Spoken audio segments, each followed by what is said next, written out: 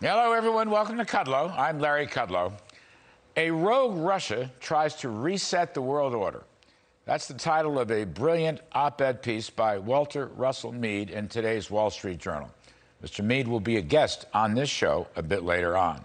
He writes in the piece, he, Putin, aims to topple the U.S. from its global position, break the post-Cold War world order, cripple the European Union, and defeat NATO. I think this is a very realistic thinking by Professor Mead of the Putin threat. He offers a seldom-seen clarity on the Putin-Russia upheaval. My thought, very simple. The best way to slow down Putin, or even stop him, is to end his means of war finance. Historically, money plays a huge role, even with dictators. In Putin's case, for example, there's a correlation between high oil prices and bad Russian behavior. In March of 2014, remember, when crude oil was at $99 a barrel, Obama was in office, Putin reclaimed the Crimea. But during the next couple of years, as the U.S. fracking revolution developed beyond all expectations, despite opposition from the Obama administration, a huge increase in oil supplies knocked down the price to as low as $27 in early 2016.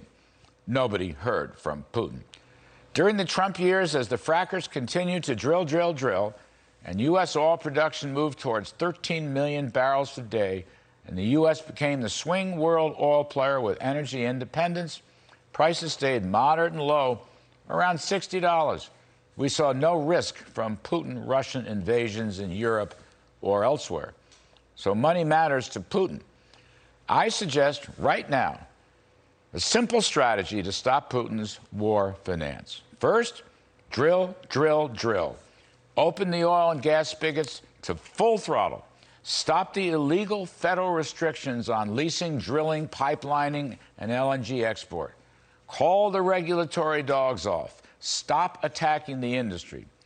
President Biden's attack on the industry yesterday was a huge mistake, unpardonable. Instead, drill, now more than ever. Bring the U.S. back to 13 million barrels a day. Let the industry take U.S. to 15 million barrels per day in the next 18 months. They can do it. Encourage pipelines and LNG exports to help drive American costs down and show Europe they can rely on the U.S. rather than Russia. According to TIP Insights, the radical left Biden assault on fossil fuels caused the average oil price last year to go from $53 a barrel to $76 a barrel, a $23 increase in price that translated to nearly $84 billion in cash profits to Russia. So I say save America. Stop Putin's energy-driven war finance. This is not hard to understand. Then, second point, sanction the central bank of Russia. It's their Federal Reserve. This, along with sanctioning all the Russian commercial banks, will prevent Russian sales or purchases of anything, especially the oil markets and the commodity markets, which are dollar-denominated. If the U.S. sanctions the Russian central bank, no dollar-related payments will be permitted. That would include secondary sanctions among other commercial banks around the world. But we, the U.S., can do this on our own. We will actually stop all payments. Now, the SWIFT system, called the Society for Worldwide Interbank Financial Telecommunication, the SWIFT system is important. But remember, it's not a transactional payment system. It's a communication system that payments have been made to so-and-so for thus and such reasons. You could take Russia out of SWIFT, and I'd have no problem with that, but that would still leave other payment systems available to Putin to finance his war. But if you sanction the Russian central bank, then there will be no payments.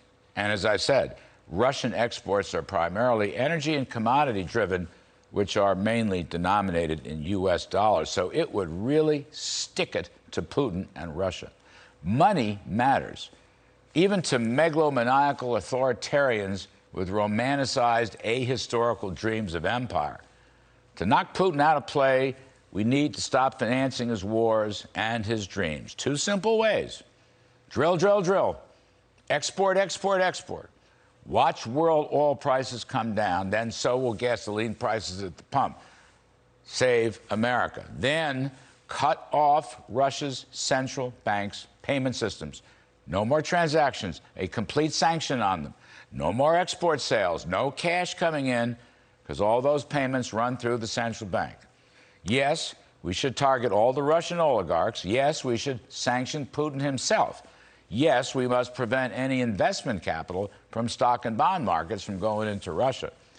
But just sanction the central bank. That will do the trick. Think of it. End Putin's war finance.